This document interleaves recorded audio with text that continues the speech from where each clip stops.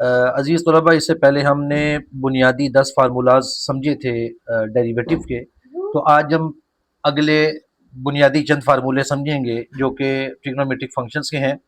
तो अब अगर हमारे पास साइन एक्स है और हम उसका डेरिवेटिव लेते हैं तो ये कॉस एक्स के बराबर होगा। इसी तरह कॉस एक्स का डेरिवेटिव माइनस साइन एक्स के बराबर होगा। टेन एक्स का डेरिवेटिव लेंगे तो वो सीकेंट स्क्वायर एक्स के बराबर होगा।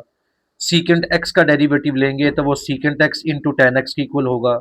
कोसिकेंट एक्स का डेरिवेटिव लेंगे तो वो minus cosecant x cot x के बराबर होगा। और कॉट एक्स का डेरिवेटिव लेंगे तो माइनस कोसिकेंट स्क्वायर एक्स के बराबर होगा। और जो हमारे पास से मजीद आगे फार्मूले जो यहाँ इस्तेमाल होते हैं वो इन्वर्स डेरिवेटिव के हैं या हाइपरबोला डेरिवेटिव्स के हैं।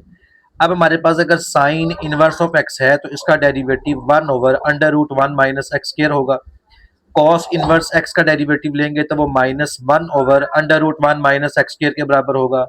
टेन इन्वर्स एक्स का डेरिवेटिव लेंगे तो 1/1 + x² होगा।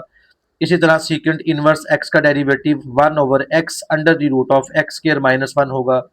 कोसिकेंट इनवर्स एक्स का डेरिवेटिव लेंगे तो -1/x√(x²-1) के इक्वल होगा। और इसी तरह d/dx of cot inverse of x वो हमारे पास -1/1 + x² होगा। तो ये जो हमारे पास 6 फार्मूले हैं ये इनवर्स फंक्शंस के हैं। इसी तरह अगर हमारे पास हाइपरबोला फंक्शन आ जाए तो साइन हाइपरबोला एक्स का डेरिवेटिव कॉस हाइपरबोला एक्स होता है। कॉस हाइपरबोला एक्स का डेरिवेटिव लेंगे तो वो साइन हाइपरबोला एक्स होगा। टेन हाइपरबोला एक्स का डेरिवेटिव लेंगे तो वो सीकेंट हाइपरबोला स्क्वायर एक्स के बराबर होता है। इसी तरह कोसिकेंट हाइपरबोला एक्स का derivative minus cosecant hyperbola x cot hyperbola x के बराबर होगा।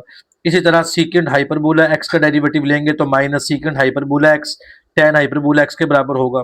और इसी तरह कॉट हाइपरबोला एक्स का डेरिवेटिव लेंगे तो वो minus cosecant hyperbola square x के बराबर होगा।